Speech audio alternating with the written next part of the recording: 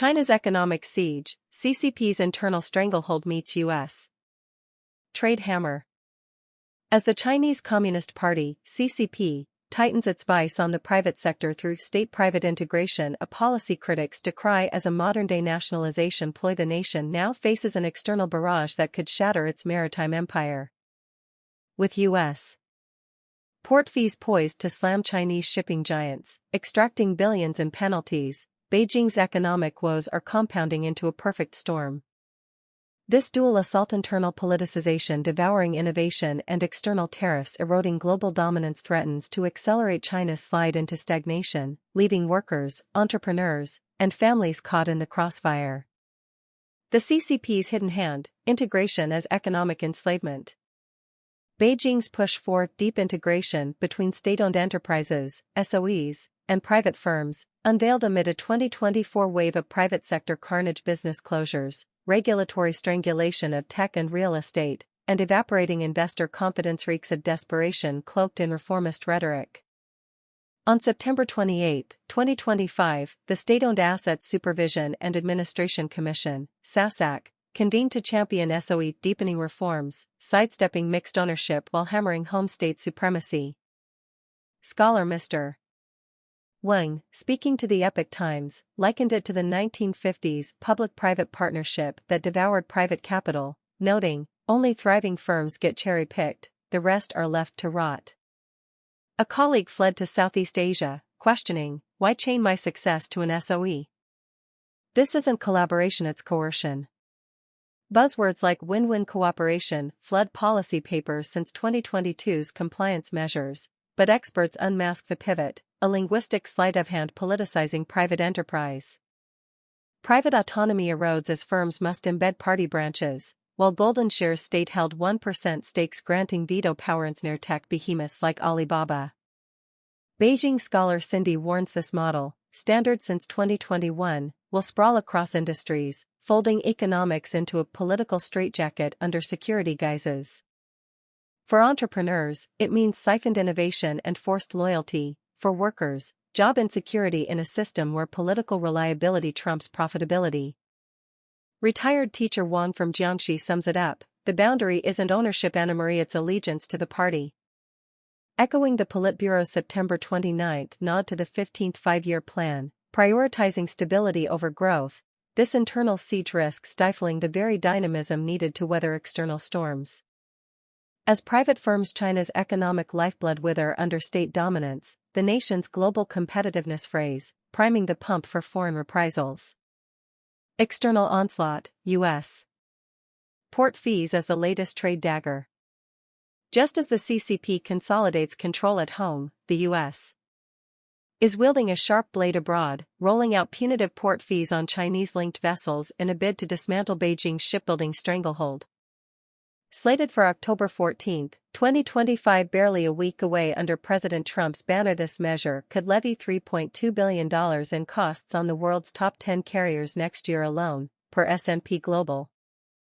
China's COSCO Shipping, the behemoth operator, braces for the lion's share, with Alphaliner projecting $1.53 billion in 2026 hits for COSCO and its OOCL arm, nearly half the industry total. The fee blueprint is merciless. Chinese-owned ships face $80 per net ton, capping 5 annual charges, escalating to $140 by 2028. Non-Chinese but China-built vessels pay $23 per ton or $154 per container, higher of the two, climbing to $33/$250. Exemptions for some U.S. operators and LNG carriers offer scant mercy, but the net widens to ensnare foreign-built car carriers sans American flags. Uncertainty lingers on delays, yet the mere specter has upended fleet strategies. France's CMA-CGM is already rerouting China-built ships to dodge the blow. Trump's rationale? Revive U.S. shipyards, starved of output, fewer than 10 commercial vessels last year versus China's 1,000+, claiming 70% of global orders, Clarkson's research. Congress, in rare unity, advances funding bills to pump life into American maritime muscle. The U.S. Trade representative mandates self-audits via pay.gov, injecting geopolitical venom into every port call. This isn't isolated saber-rattling, it dovetails with the CCP's internal overreach, amplifying vulnerabilities. China's shipbuilding supremacy fueled by state subsidies and private tech absorption now backfires as foreign powers punish dependency on Beijing-built hulls. Analysts spy opportunity for Japan, eyeing a $7 billion revival fund to reclaim its throne. For Chinese workers in shipyards and logistics, it spells layoffs and wage erosion. Exporters face ballooning costs passed to consumers, fueling inflation in an already battered economy. Beijing's backlash and the brewing storm. China's retort is swift and seething. Premier Li Chang's decree vows countermeasures against discriminatory strikes on Chinese ships and crews, framing fees as economic warfare. As Trump and Xi an APEC showdown in South Korea later this month, tensions simmer toward boiling. Yet, this external pummeling exposes the hollowness of the CCP's integration facade. A private sector shackled by golden shares and party oversight lacks the agility to pivot, innovate, or absorb shocks. The synergy is toxic. Internally, politicized economics breeds inefficiency, siphoning private vitality into state coffers just as global trade barriers rise. Externally, U.S. fees erode China's maritime edge, once a crown jewel of its export machine, forcing carriers like COSCO to bleed cash or divest.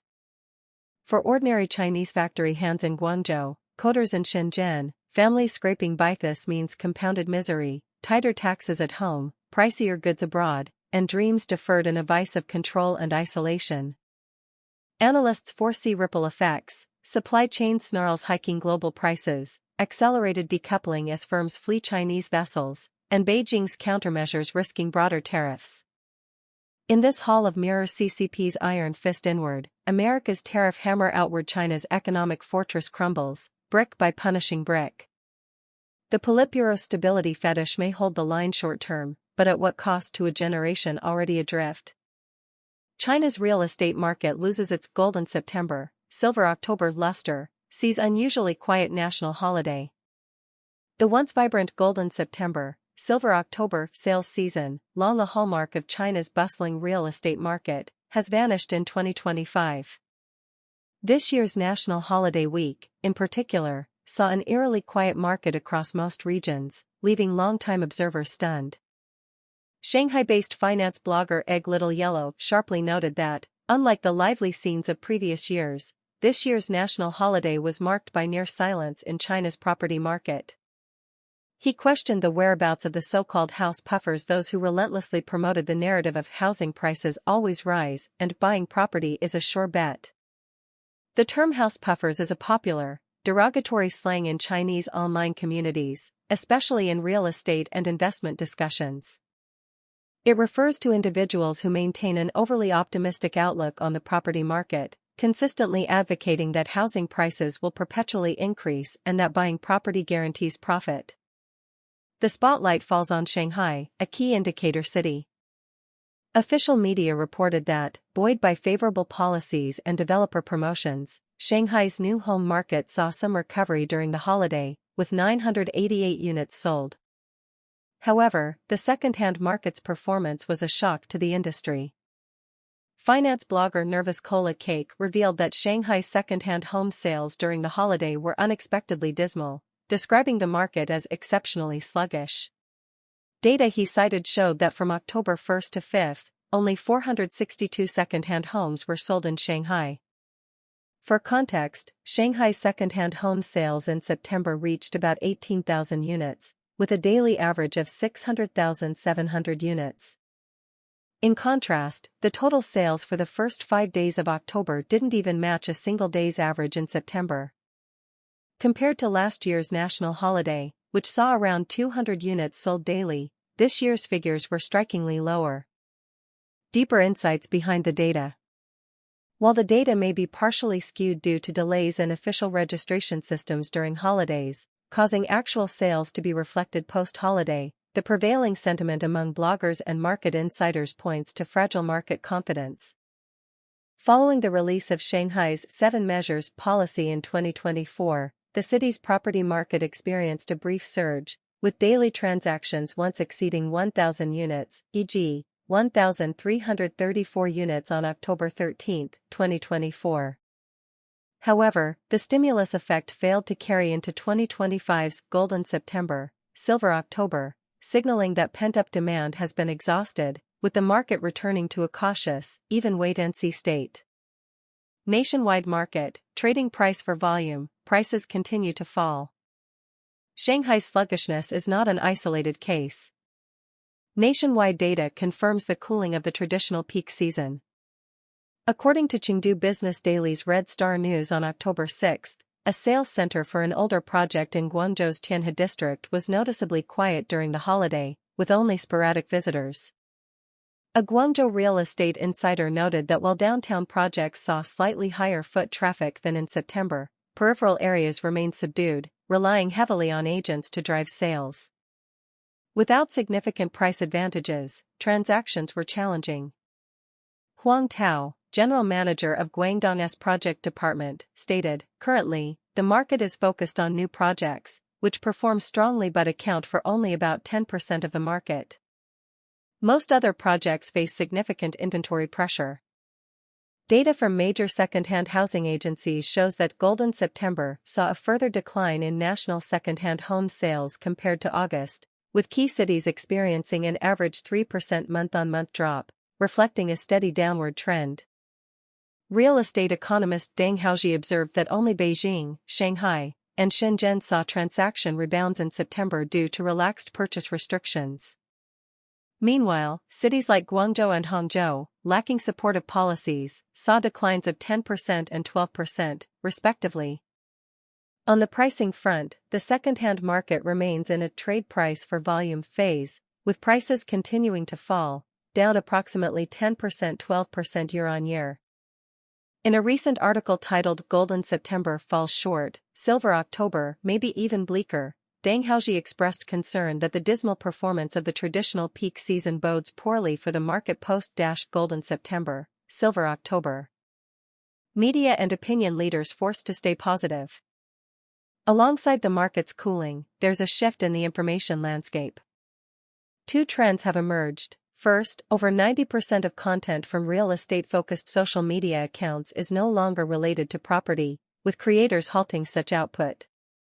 Second, traditional media coverage of real estate, such as on television and in newspapers, has plummeted by an estimated 90%.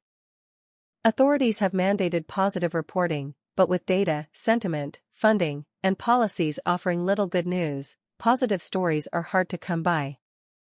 As one insider noted, recent TV interviews require me to focus solely on the positive aspects or cobble together any sliver of good news into a story. This indirectly answers Egg Little Yellow's question. With the market lacking organic momentum, the house puffer crowd has gone quiet due to dwindling engagement and relevance.